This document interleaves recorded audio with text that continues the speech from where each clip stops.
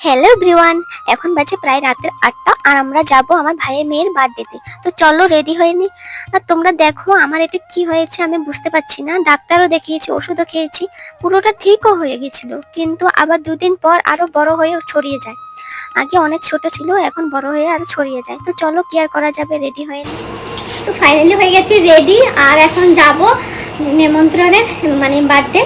তো এই শাড়িটা কালকে পরেছিলাম আমাদের অ্যানিভার্সারিতে, কাজকে পরে নিয়েছি। আমার কাছে এত ভালো লেগেছে, মানে একদম পাতলা আর মানে খুবই সুন্দর কালারটা, আমার এই কালারটাই খুব ভালো লাগে। আর এই ব্লাউজটা একটা অন্য শাড়ির সঙ্গে, তো এটার সঙ্গে মানে খুব ম্যাচ হয়ে গেছে, এই জন্য পরে নিয়েছি। আর এই শাড়িটা আমার কাছে খুব ভালো লেগেছে, মাত্র 350 টাকা। তো এখন যাব, আর গিফট নিয়েছিলাম একটা, তো ওটা তোমাদের ওখানে গিয়েই যখন ও খুলবে তো তখন তোমাদের অবশ্যই দেখাবো। দাও গিফটটা দাও। তো এই যে নিয়েছি এটা, তো ওখানে খুললে দেখাবো তোমাদের অবশ্যই। তো চলো যাওয়া যাক। তো ওদের বাড়িতে এসেই দেখি ওরা এখানে রেডি হয়ে ছবি তুলছে, আর ওদের নাচটা একবার দেখো।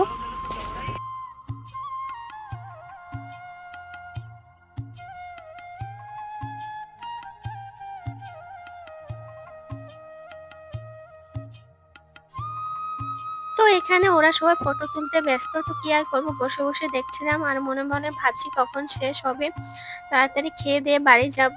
কারণ আমার মানে দেরি করে ঘুমোলে আমার মাথাটা খুব যন্ত্রণা করে। তো এখানে কেক টেক কাটা হচ্ছে।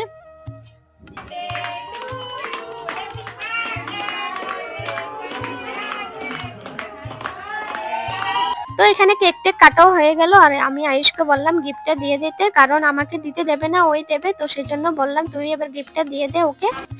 আর মানে ছোট হোক বা বড় হোক, ওদের মনের মতন যদি কিছু দেওয়া যায়, মানে ওরা খুশি হবার মতন যদি কিছু দেওয়া যায়, ওটাই ভালো লাগে। মানে কম দামি হোক বা বেশি দামি হোক ওটা ম্যাটার করে না, কিন্তু খুশি হলে এটা খুব ভালো লাগে। আর তোমরা একবার ওর রিয়েকশনটা দেখো, ও যখন গিফটটা খোলে ও খুবই খুশি হয়ে গেছিল, মানে ওটাই খুব ভালো লেগেছিল যে গিফটটা এনেছি ওর পছন্দ হয়েছে, এটাই খুব ভালো লেগেছে। তো তোমরা একবার রিয়েকশনটা দেখো।